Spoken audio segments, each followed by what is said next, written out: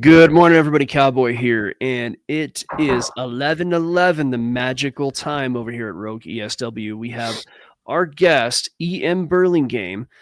How you doing, EM? I'm good, and you? Doing pretty good. Now, if you take a look in the description, you see some links. You got a link to EM's Twitter profile or X, whatever you want to call it, whatever Elon calls it this week. And then you also have a link to a free algo that Algo Factory is giving away. So go ahead and click on those, check them out.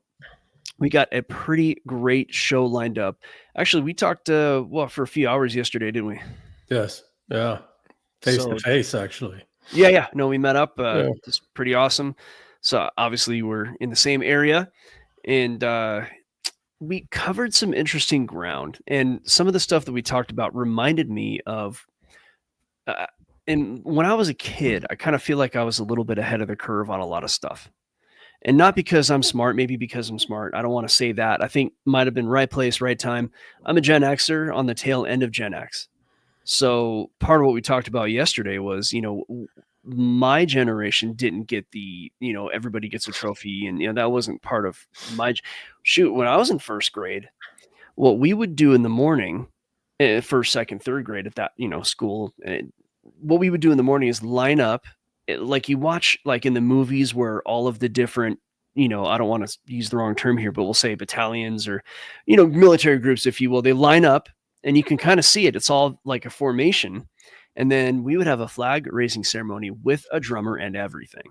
And we would all, as a school, first through sixth grade, say the Pledge of Allegiance. And then we would go to class and we would, the teacher would play on the piano, America the Beautiful, and we would sing patriotic songs. That was how I grew up. Okay. In California, by the way, not, it was a relatively conservative. California was all conservative back then. Right. So still is. Well, yeah, in reality it is. Right. Yeah. So, I think just a side note, when the shit hits the fan, everybody's conservative, but that's another story. Now it seems to me, and I did catch this a little bit, where at some point something changed. And we were taught to revile, I think, our country. We were taught to look at all of the things that have happened, that we've done that were negative, and focus on those. As I got older, I learned, we did this to these people, we did that to those people. And yes, our country has committed some grievous acts, perhaps at the behest of people who we could talk about future a little bit later in this show. But it seems as if now the next generation, it's like they almost exclusively hate our country and our land. I'm just, based on our conversation yesterday, I mean, I'm sure this was done on purpose. What do you think? Like, why do you think this was done? And do you think that there's anything that can be done about that? If you're going to steal the lands of a people and you can't take them on in a head-on fight, what do you have to do? You have to drive its populace into such a state and condition in all these complex ways that they won't stand and fight for their lands. And specifically, you have to go after the young men and demoralize the young men, because they're the ones who do the fighting. They're your only real threat. And you have to go after the young women and drive the young women insane, turn them into prostitutes,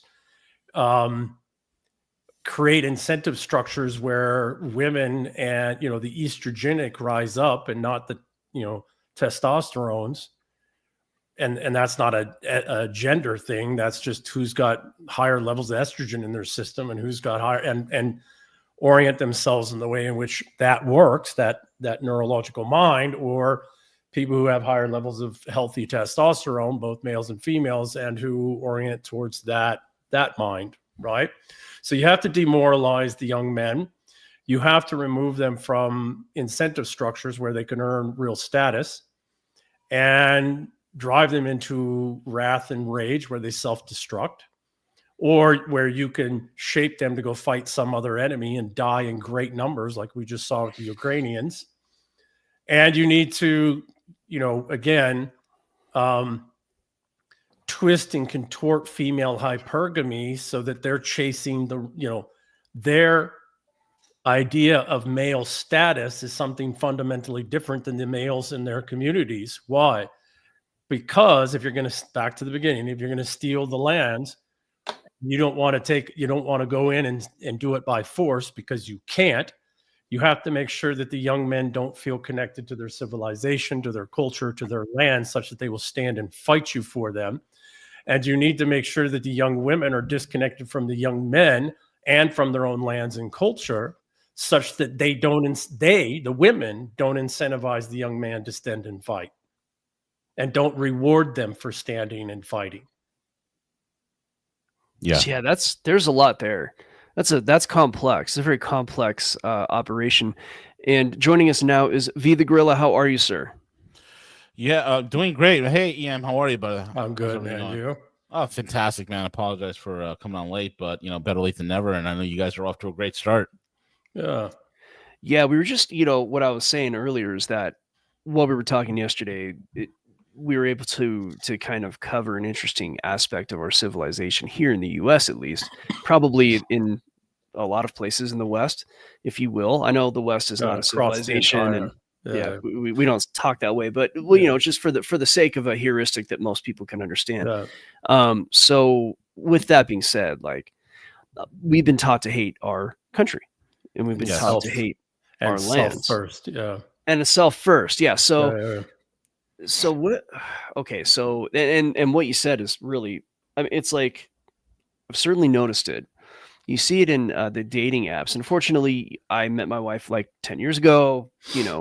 I didn't have to deal with the worst of this, but I've got a lot of friends who are she's also not from here, and her peoples went through all of this collapse, and her people went through this destruction, the flooding in of communism that almost nearly wiped out their civilization and their, cultural groups, but didn't. And they went through the collapse that happened on the other side. And wonderfully, people, they're still here. Yeah, her people are, they are a bit of a thorn in the side of a lot of groups, because they refuse. Fight. Yeah, they'll fight. They will fight. And the women will reward the men for fighting. Yeah, those are Serbians, by the way, for those who may not know. So, and they have been around for a long time, and they refuse to go away, and despite all of what's happened over the years. Yes. So now what's gone on is, as communists do. First of all, I don't think communism is about communism. I think it's a wrecking ball. I think it's the Catholic Church's way to destroy, the Second Rome's way to destroy cultures and civilizations that don't bow to Rome. Can you expand on that a bit? Because we never really covered that part in the prior shows. Can you talk about Second Rome and how they kind of came about and all that? 1054 schism started in the 700s. We have to realize Christianity was orthodoxy, Eastern Orthodoxy in its various forms. Now we call it Eastern Orthodoxy. Before, it was just Christianity. Starting in the 700s, a war was begun there where the Praetorians had reestablished themselves in the city of Rome under the protections of Charlemagne, who had the martial power. So they ceded the former Roman territories and other lands to him, in this, he became the Holy Roman Emperor. Well, that's what it was, giving him the title of the old Roman lands, plus whatever new lands he could take. And for that, he would provide the protections for the new Rome. And in 1054, there was the schism where the Holy Roman, the Roman Catholic Church split from the Orthodox Church. They fostered the Crusades. And the Crusades, 90% of the principalities and kingdoms that were destroyed were not Muslim, were not in the Middle East. They were Christian kingdoms. They were Orthodox Christian kingdoms. Why? Because Byzantium, the Byzantines, were actually the direct descendants of original Rome. Yeah. And so they had to be done away with. And Catholicism, Holy Roman Catholicism, needed to be the only power in the land because it was trying to use the church to reclaim, in this passive-aggressive, estrogenic way, the former Roman lands and then expand upon them to this very day. Well, yeah. So That's and now excuse me, how do we link that to communism? Because when I hear communism, I know it goes back to Marx and Engels, and if I remember correctly, these are ostensibly okay.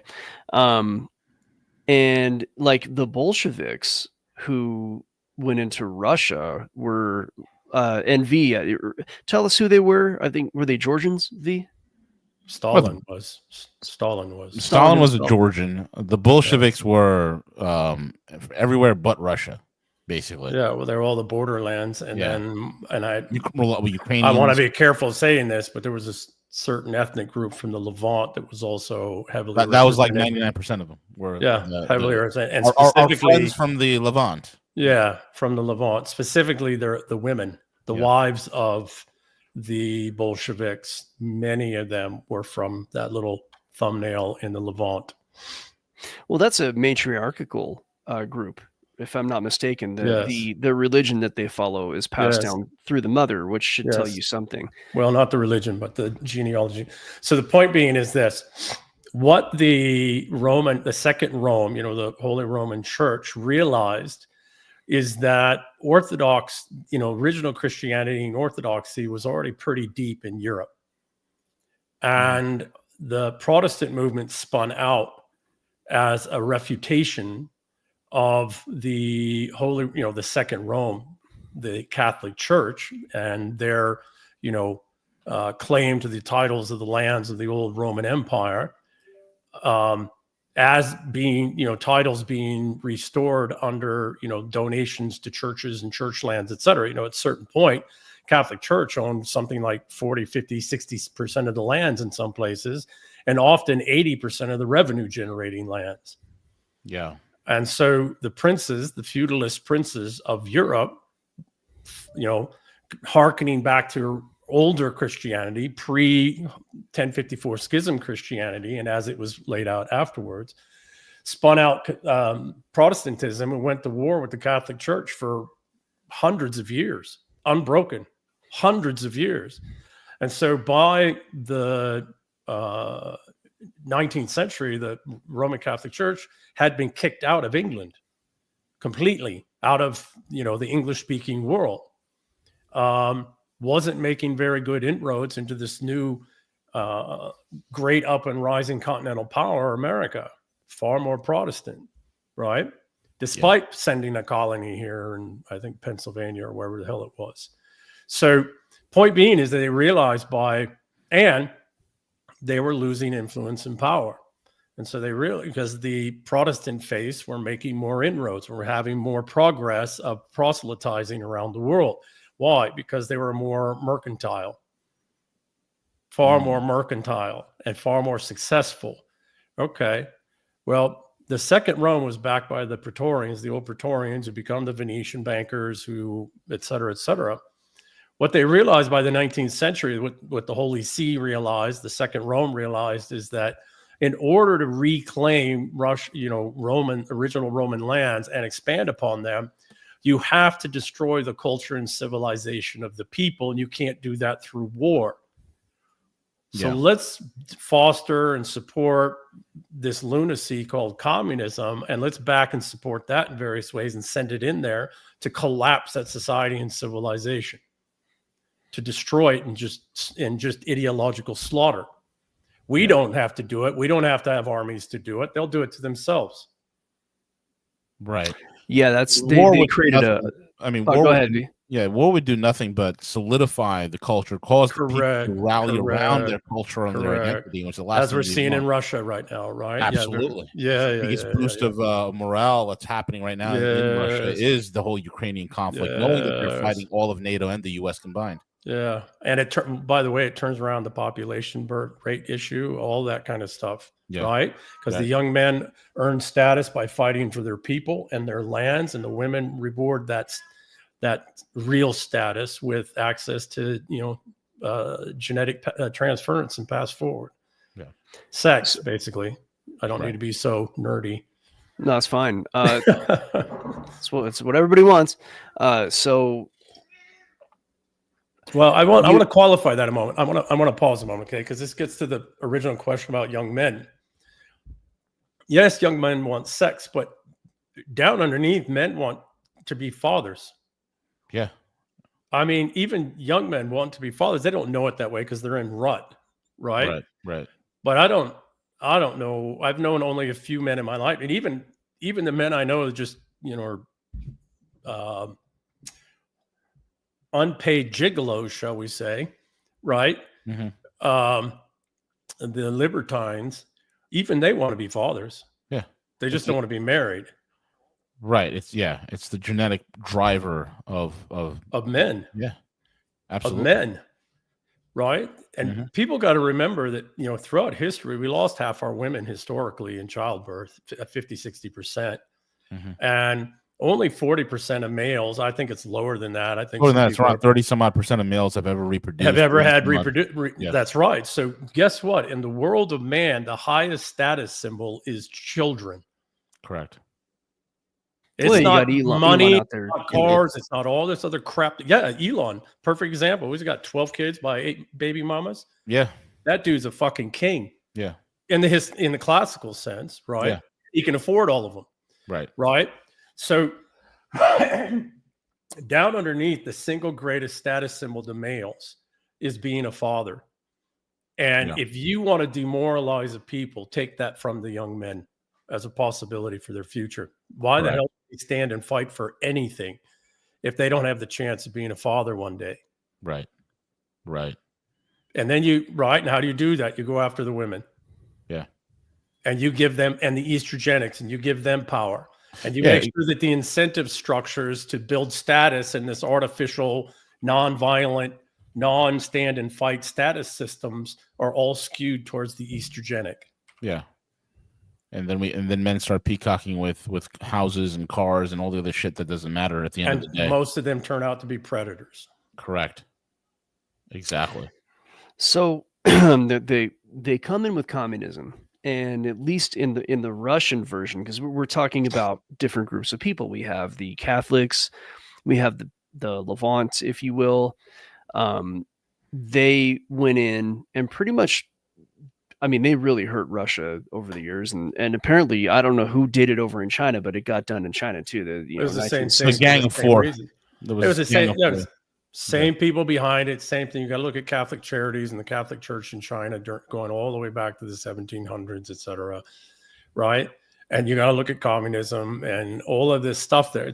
The reason they do it is exactly what the threat is here now. It's not because they want communism. Communism burns itself out. It is a parasite. And, you said something to that yesterday, Nick, right? It's a parasite that kills the host. It kills the host if the host isn't sufficiently strong and at some point doesn't stand and fight back, right? With an antiviral sufficient antiviral. And what is that sufficient antiviral? You have to be a civilization. Not a culture, not an ethnic group, not a linguistic. No. You have to be a full-on sophisticated civilization. Because that's what endures. Cultures come and go. Correct. On the shortest of spans. Correct. Civilizations last for hundreds, in fact, thousands. Thousands. Yeah, thousands. That's the most longest thing. And if we rally around, we have to rally around ideals and ideas that are greater than us. Shared allegories, shared histories that go back generations upon generations. Yeah. This is what communism couldn't wipe out. Yeah. It couldn't wipe out the Russians. Look how quickly the Russians come back. Look, they had a 20-year-old time frame where they almost got gutted, by the financialists in the 90s into the 2000s. But what did the Russians do? They fell back on their civilization. They restructured and reoriented themselves, and they elevated a czar, right? A capable czar to manage and fight, to arbitrate between the great houses, great Russian houses, and the Russian allies, and and if you ever listen to Putin, what does he? 80% of what he says that comes out of his mouth almost always is Russian history. Correct, 100%. Yeah, Russian civilization, Russian. That's not by accident. And here's the other thing: he's so well read in the fact that as he's meeting with Trump later today, Putin knows American history better than Donald Trump. Yes, that's a fact. Yeah. He knows American history than any American. I can't even call them diplomats. We don't have diplomats. We have idiot politicians that are in both parties. We have bad customer service representatives. That's basically, yeah. Mildly putting it. We have the Estrogenic, who are relying upon the fact that their papa, who's now almost passed, used to be a really strong, capable man. So they think they can go out and throw their weight around. Yeah. I talked on the phone with with somebody who fits in the same category skill-wise as our so-called diplomats. We had somebody come and work on our AC, and the breaker kept flipping. And so after he left, the AC was running, but then the problem did not resolve. So I called, and I told the lady who picked up the phone that, and she kind of went like, she goes, "Well, it was working when he left, right?" Oh, no. I was a mechanic for years. Like, you're not gonna put me in that box. And so I was like, well, no, that's not how things work. And I tried to explain it politely, and she got like angry and raised her voice. And so while she raised her voice, I said like this, I said, "I recommend," and she got very quiet. And I said, "I recommend that you talk to your boss about this situation and have him give me a call." So I hate to have to shout somebody down, but I was a mechanic. Like, I know how these things work.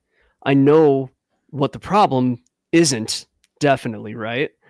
And it seems like these people that we're sending to these other countries have the same attitude as this person on the phone. Oh, it's exactly the case. It's exactly what I said. Dad's old. He's on his last legs. He might even be in hospice. Mm-hmm. He's in his 90s. Well, in this case, where this whole system get put in place, he's in his 80s, late 80s, right? He's on his way out, but he was once a powerful, powerful man, and people respected him. Yeah.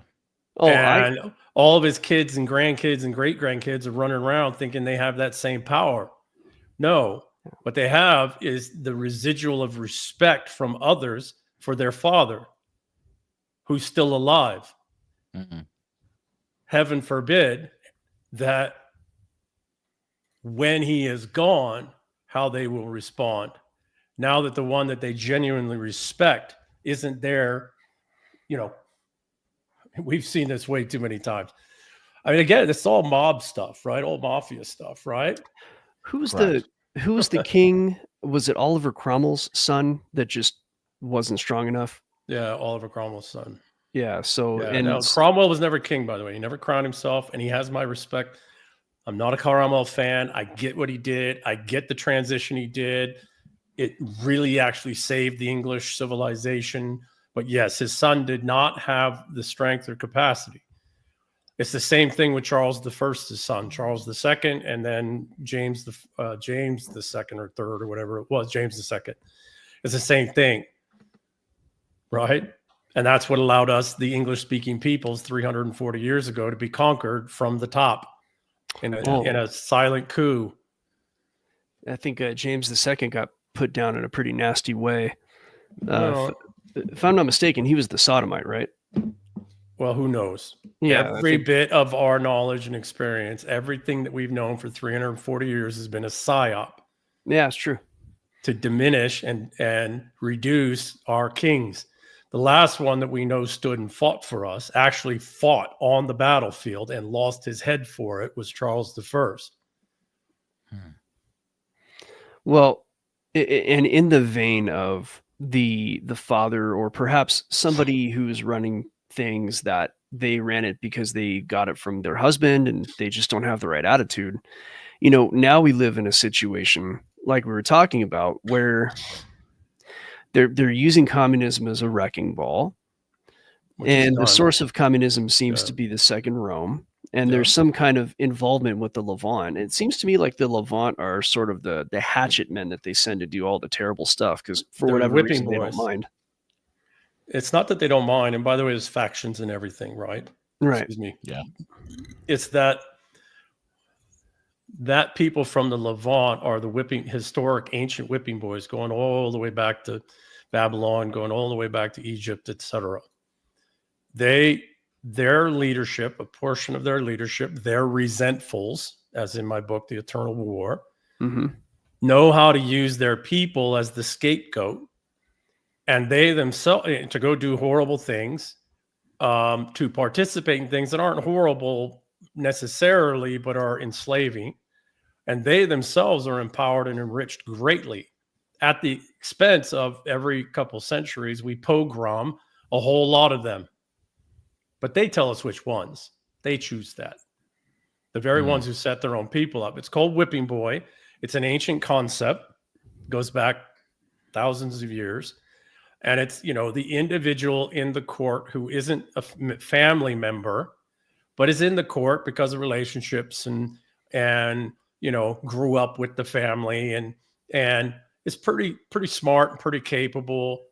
And they participate in a whole lot of things, and they do some things that are worth getting whipped for every once in a while, because you got to do that. But when we do whip them, we pile all this other stuff on them that we needed to whip our own fucking kids for, but couldn't because of power dynamics and all of that. So we put that all on them.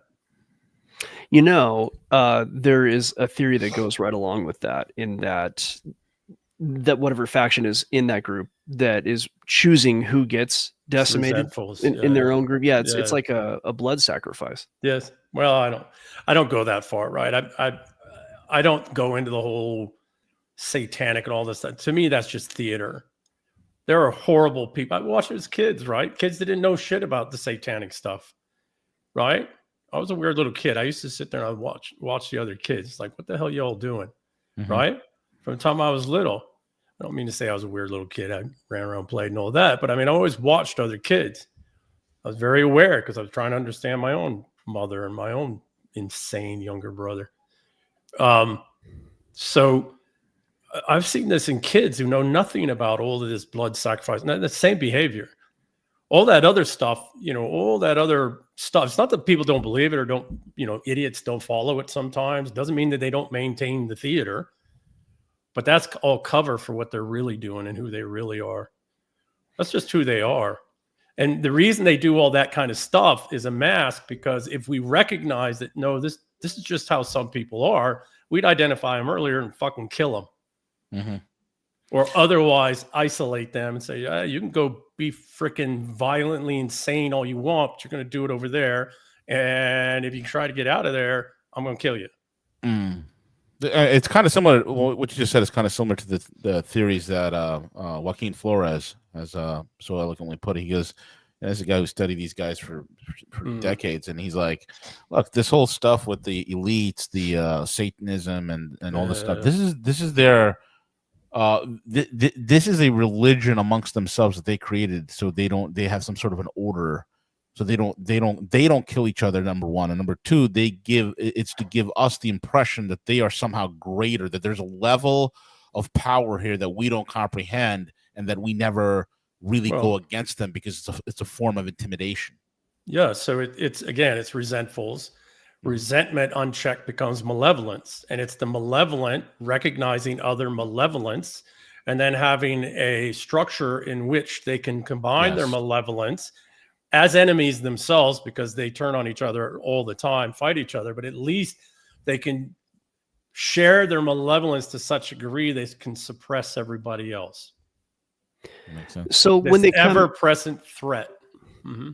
When they come in with, at least in the last 100 years, if not longer, it's been communism, right? When they come in to wreck everything, usually if you have an operation, I'm sorry? Slaughter. Yeah.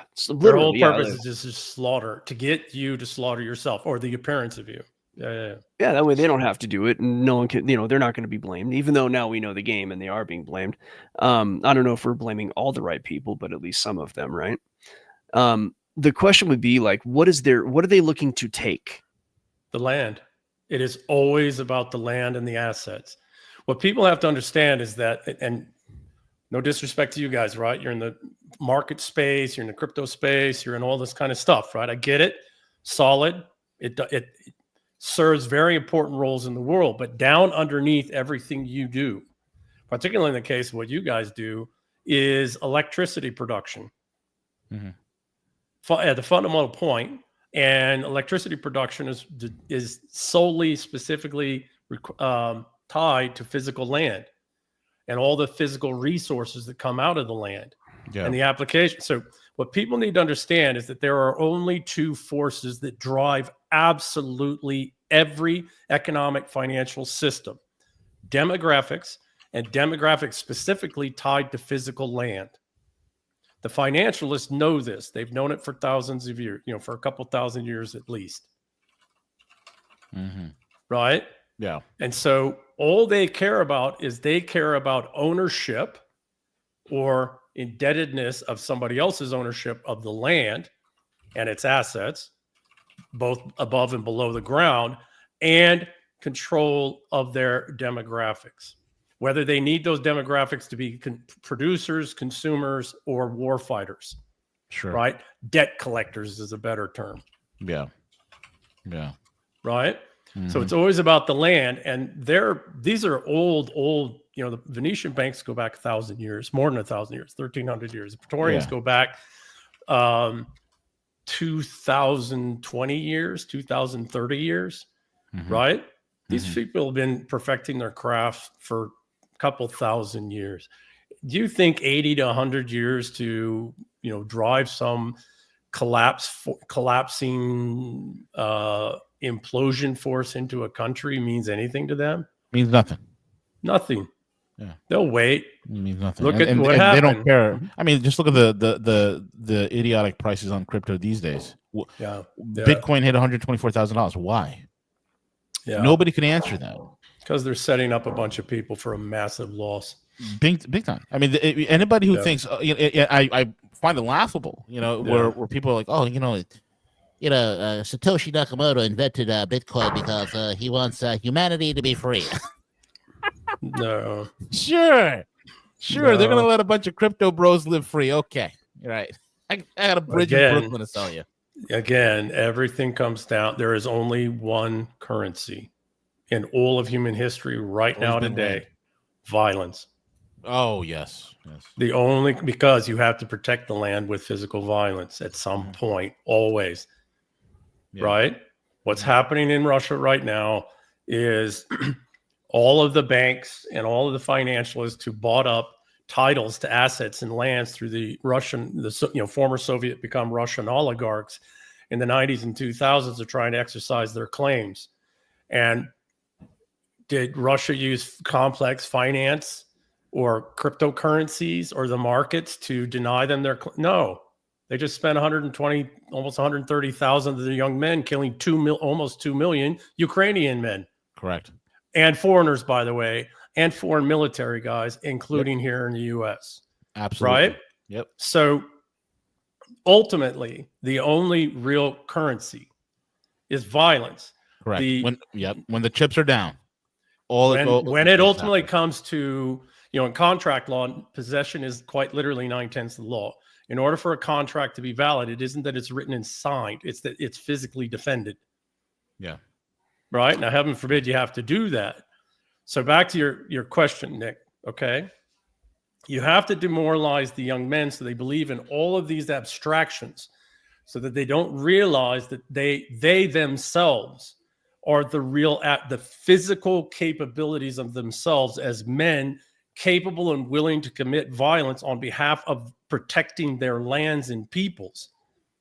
That's the only real currency and asset in any tribe, family, civilization that has ever been.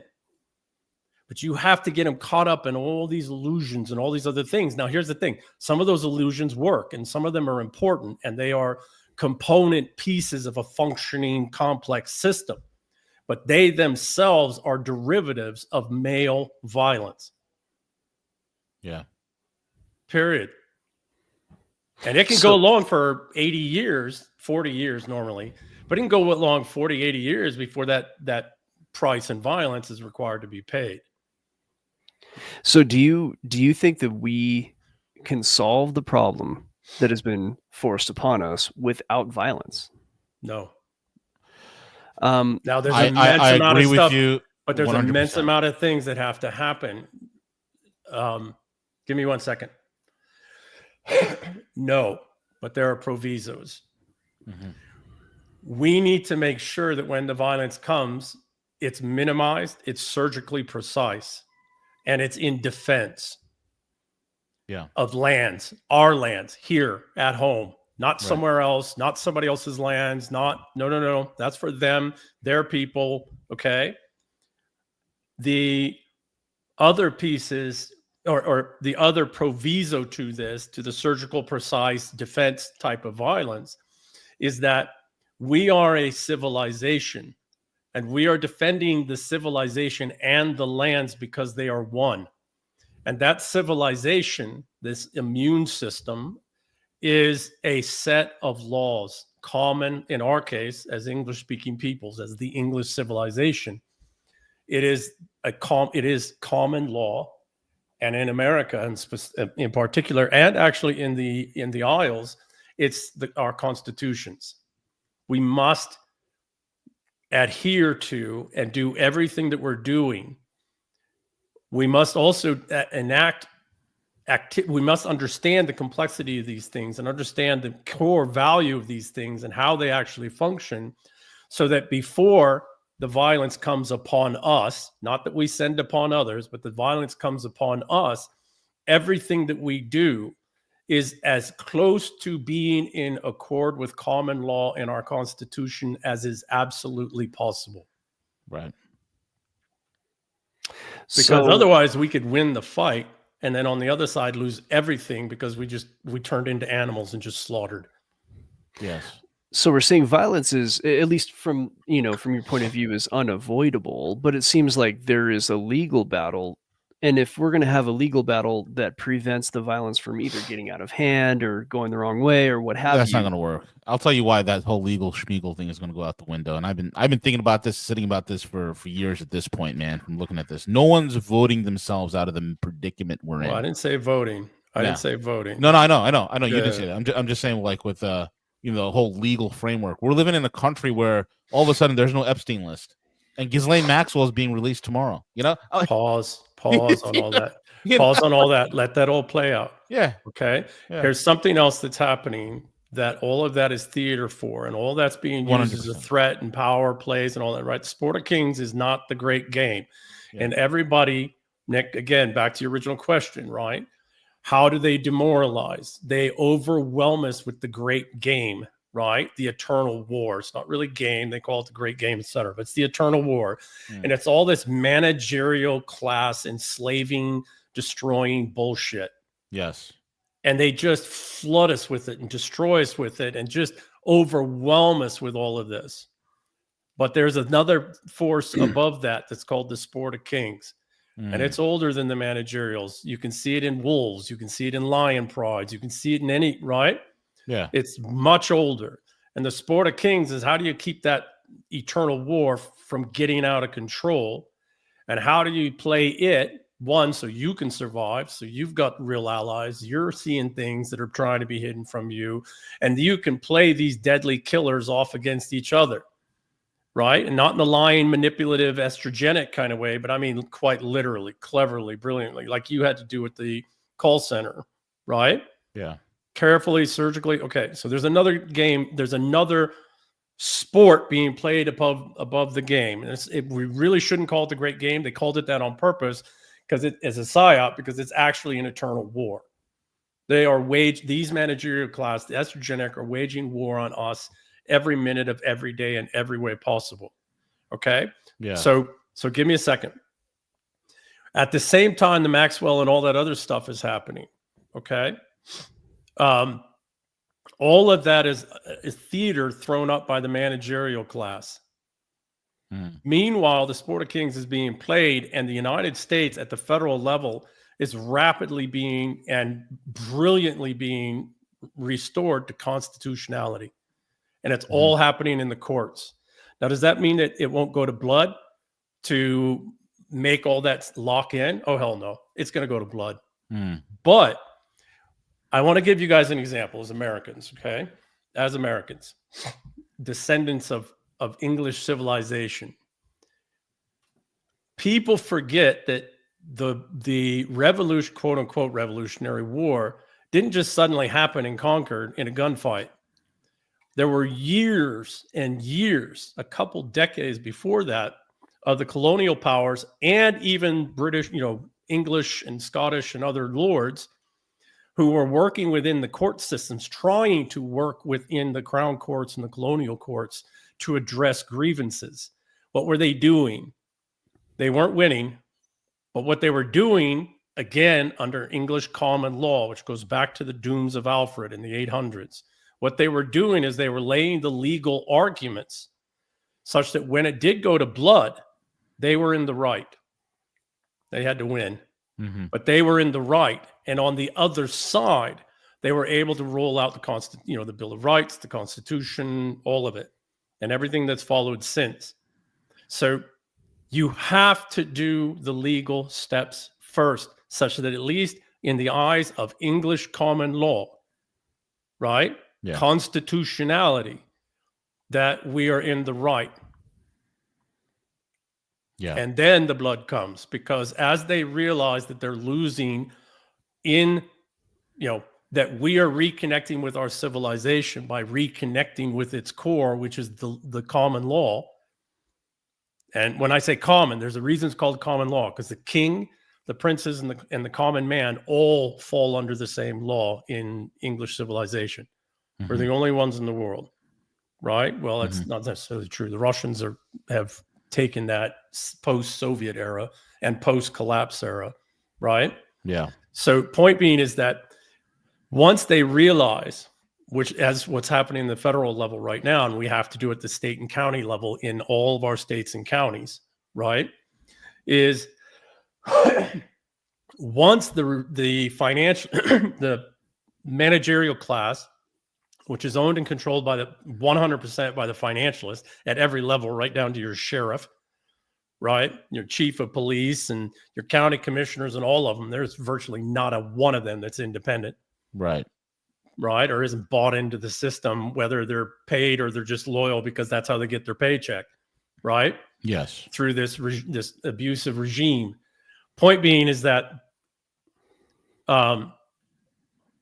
when they realize that the people, the young men, are waking up to their own power and status as the young men who have the capacities to defend and will defend the land, and these young men understand the English common law and the English civilization and are going to war against the regime with, undoing the magic words of the regime. That's all done in the legal context, and they're making progress and succeeding. That's when it goes violent, because the regime is actually losing its only real power, which is all 100% dependent upon the law and their control of it, and our not participating in it. So would you say that a lot of the we'll say the great game, for lack of a better, again, heuristic, a lot of that is meant to sort of erode our faith in the legal system then? Yeah, so we're in the rule of law at all, right? So in the Eternal War, there are several doctrinal lines that go to this. So one is systems. The resentfuls always rise up in these systems, which administer the law, right? And constitutionality. The other is reality, in that once they are in these positions, even when they're not, but those who are helping foster them into these systems of control of the rule of law, the application of law, the equity of law, right? Not equity, the equal expression of law, right? Yeah. I hate the word equity. Once they're there, and as they're there, and as they're doing all those things, then very much to your question, then there's another doctrinal line and line of effort where they have to distract us with a million other things and drive us into this other reality frameworks, to where, again, back to the very first question, men are demoralized, and particularly lower status men or young men who haven't earned their status in place yet, such that they don't believe that there is any rule of law and that there is any value in the law. And more importantly, again, for us English civilizational peoples, therefore, there's no value in Englishness.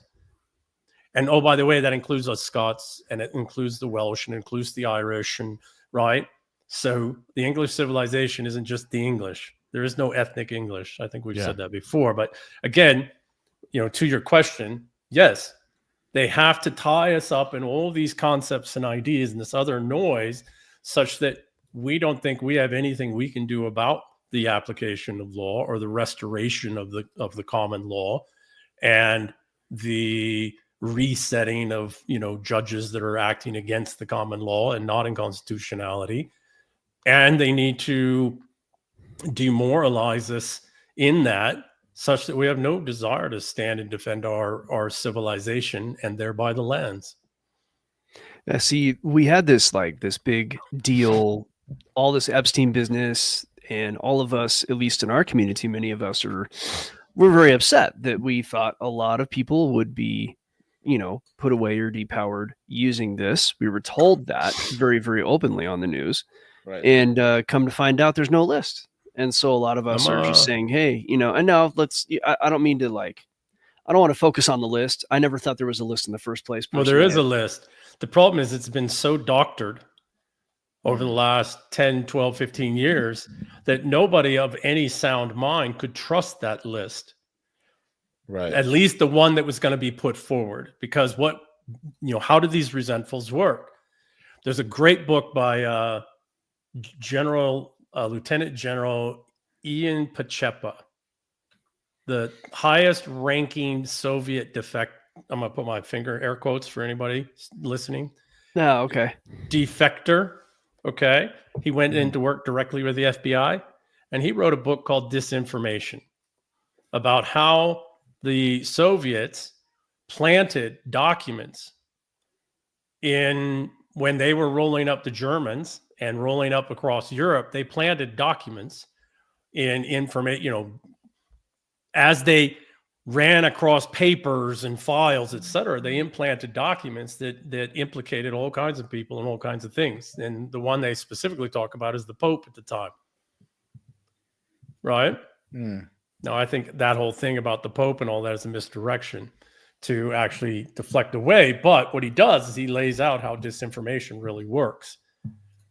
Right? It's very sophisticated. And oh, by the way, he defected in the late 80s, 3-star general, Romanian, because the Romanians were ahead of information. They were the best information operation psyops guys for the Soviets. And it's all laid out. So any list that comes out now, hell, I wouldn't trust that list at all.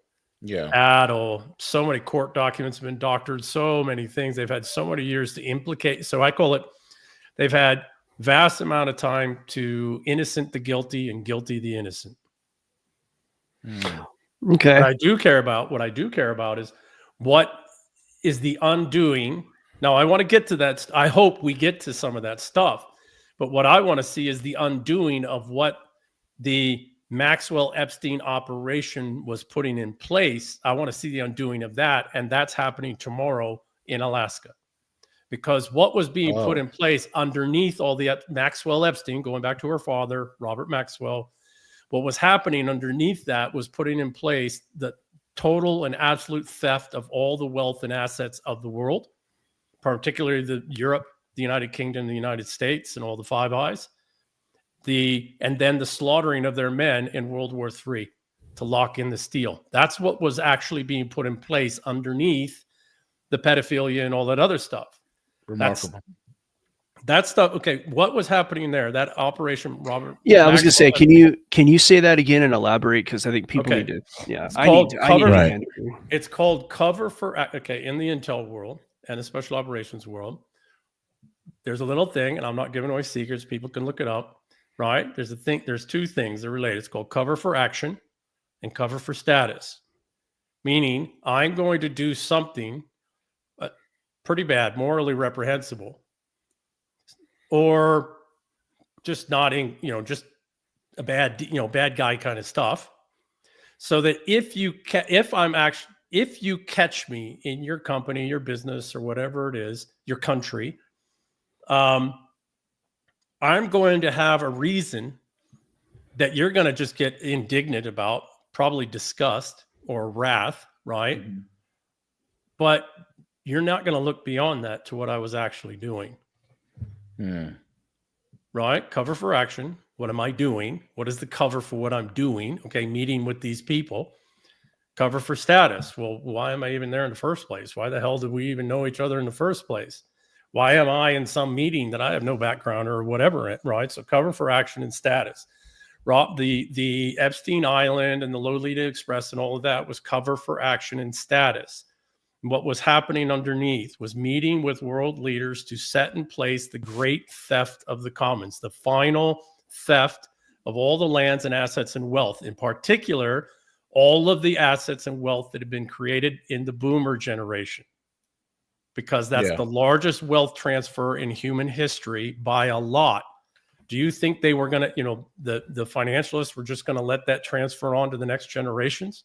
Right. Without trying to steal that? Right. So what was happening underneath, and it got to remember. So in terms of the steal, who's stealing from who? I mean, forget it's the the fact financialists. that It's the the but don't the city of London already have that already? No, I mean, no. This is no. City of London, one, has only been kept afloat by oil monies out of Saudi Arabia and UAE. Mm-hmm. The real center of power now is in the Middle East. That's what the war on terror was about. It wasn't about defeating terrorism. It was about using the last martial capacities of Western men, white men, to go and fight to create an environment in the Islamic world where certain great houses in the Islamic world who have a lot of cash, trillions of dollars of cash flow going back decades, the equivalents of trillions, are in total and absolute control of tens of millions of young men who can be used for the next 80, 100 year, 200, 300 year cycle to physically maintain possession of assets. Why do you think they're flooding our countries with Arabs, with Islam, Muslims?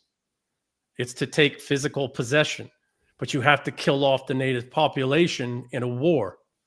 That's what Maxwell Epstein operation, all that was really about, setting up World War III. So back to the Epstein list. I don't give a damn about it. I can't trust it right now. What I do care about is that World War III is taken off the table. And that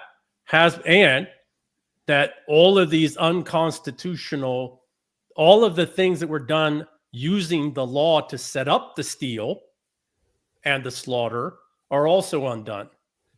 Those two are happening. They're happening in rapid pace. And go look at the stuff that's happening in the Supreme Court, restoration of constitutionality, drawing out the judges and identifying how illegal the judges are themselves. Yeah. Right? How just completely making up their own interpretations, right? Including the Black Supreme Court justice, who literally said that when she's doing a ruling, she doesn't do it off the law. She does it off how she feels, what she thinks is right. Jesus.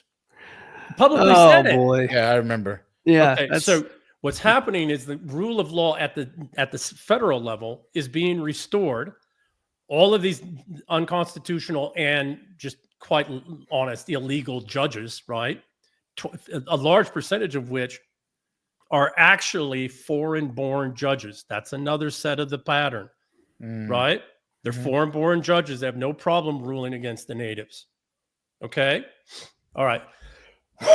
Which is why we had a revolutionary war in the 1700s, because we had non-colonial judges who were the supreme law in the land. And they always ruled against the colonies and the colonials, even the elite colonials, and even some of the princes who actually owned the underlying titles to the lands. Point being is the legal framework that would have been used for the theft of the commons, right? The Great Steal, I think it's the book that the gentleman wrote, David, whatever his name is. And the other piece, which is the killing off and slaughtering off of the young men who would have stood and fought against vacant possession, right? That's the legal term, right? Or taking physical possession, repossession in a way, but possession. All of that's being undone. All of it's being undone. And you have to do that because you can't just go to war with your own without removing their ability to take us all to literal nuclear war. You've got to get rid of this number one threat. You got to get rid of the first. Number two threat, if you can work with that at the same time, you got to get rid of that. You got to undo that. And then once you're in a position where the great powers, the other house, so when you're going to go to war as a mob boss with your own house, you make sure the other mob boss families know, don't you fuck with us. We're going to go take care of our house. It's causing you problems. It's causing everybody's problems. We're going to deal with this internally. It's going to get unpleasant. It's going to get uncomfortable. Here's some information about some stuff that's happening in your own house. And here's, right? So you can go deal with that. We're not going to honor that these members of our house, these agreements, these obligations, etc. We're not going to honor that. We're going to turn inwards for a while. We're going to take care of our own house. Don't make a move against us. That has to happen first. Then you go to, and if you want a prime example, everybody needs to go read Mario Puzo's The Godfather. Don't watch the movie, although that works. Read the book.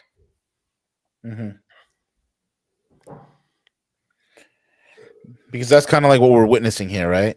Where Michael Corleone's at his child's baptism, and then everybody outside is getting whacked, and the whole stage is being reordered. Well, similar. That's Don Corleone. I'm sorry, his father, right? It's what's happening now is Don Corleone has already transitioned power to Michael, and Michael is not in the stage yet where they do the final, schwacking the people. We're still in in The Godfather, there's a meeting where Don Corleone sits with the other families. Right? Yeah. Remember that? Yeah. That's what's happening now. Is this where they talk that, they say, hey, we're not, our kids are off limits, don't kill each other's kids. Yeah. They're making these agreements, right? Okay, we're gonna do this. We're restructuring, but and if he should be struck by a bolt of lightning. Exactly. Right. So that's where we are right now. Okay. At the same time, in using this reference, Michael is working out. In this case, Tulsi Gabbard. Michael's working out, and maybe she's not Michael exactly in this. Maybe she's the attorney, right? Can't remember his name. Robert Duvall's character. They're working out who's been disloyal, how have they been disloyal, who's set up who's really behind what's the truth in all the all this disinformation documents that are in all these offices. And now here's the other thing.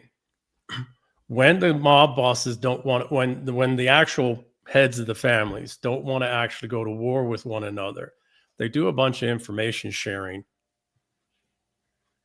right? Yeah, and they're honest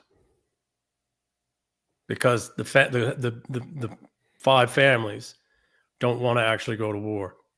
Right. It's not good for anybody, and it might actually wipe out everybody.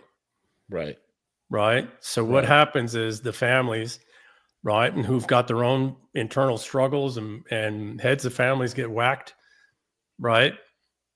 So I wrote Sport of the Kings lesson number 3 this morning, right, about the meet in Alaska.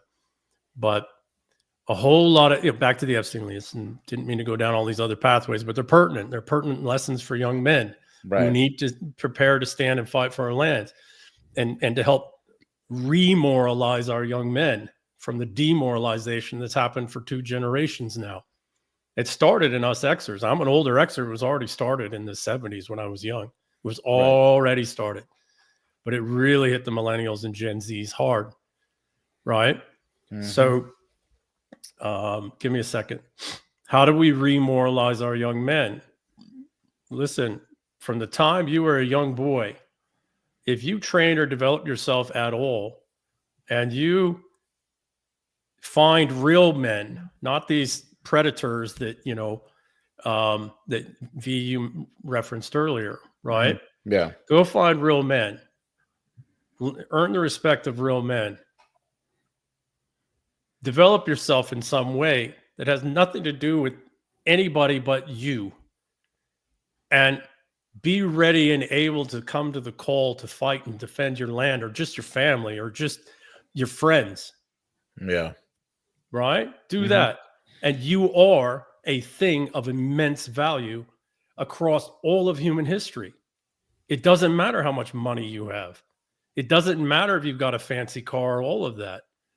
You are the thing that all of that is dependent on. Yes. When it comes down to it. Right? Right. Okay. Right. The other way in which we remoralize young men is we help them understand how complex the system is, but we point them towards the 2-3 things that everything's dependent on. And in our case, as the English civilization, everything that they do use against us, short of violence, right, physical violence, is all done under English common law. All of it. Every single bit of it, at every level. And that's something we can understand. That's something in our own local levels, in our own places, in our own homes, our own counties, our own cities, our own counties, our own towns, our own states. Federal stuff's above us. That's happening, right? But that's something without violence we can push back on. And that makes you something more than just, what was that? It's ascribed to Thucydides, I think. Of every 100 men, 10 shouldn't even be there. 80 are great. 80s are just, 80 are body bags, basically. Yeah. 9 are great fighters, and we're fortunate to have them, but one is a leader, and he'll bring all the others home. Right. Right. It's a great statement. You could be one of the 80s and still be one of the 80 and still be of immense value. If you know and understand that there's the 9 out there and there's the 1 out there, and they're all out, and they're in it all out, and you develop yourself in such a way that you are a man capable of proper violence, and that you understand why we're doing these things, why we fight, why we stand, why we listen to the 9 and 1 who are doing these others. They're fighting, right? But they're fighting at a whole other level. Oh yeah. Right? Yeah. Very well said. Well, you know what? There's a lot there. I think there's a lot of questions. There's as many questions as answers at this point. So we are at the end of the show, I think. So you're going to be here every Thursday, like we talked about, right? Is that? Did you want to? Are you be available for that? Yeah, there's a lot to unpack, man. It's a good series. It's a good, it's a good concept to start unpacking so that people will understand it in a broader sense, and love to have you back on next week to further extrapolate on this, EM. No, whatever I can do to help, guys. Yeah. Whatever I can do to help. Yeah. It's a bit of it's a little different of a point of view, which is what we crave here. Like, you don't want to get stuck where everybody thinks the same exact thing and nothing new happens, Yeah. Groupthink kills. Yes, it does. I wrote an article to that. Yeah. The King's Sport. The Sport of Kings. Sport of Kings. Sport of Kings. A link to EM, your Twitter link, your X link, that's in the description. So for anybody who wants to follow, those kind of articles and that kind of work, go in there and check that out. And that's all I've got for now. I actually need to watch this video again because me too. Me too. There's a lot here, and guys, I recommend going back and listening to this video again, and have your notebook ready and get your dark roast going, man. It's a lot to unpack here, and we'll be back tomorrow, and EM will be back next Thursday. So keep it locked and loaded right here. Rogue News, ESW. Let's go, guys. Cheers, everybody. Enjoy your day.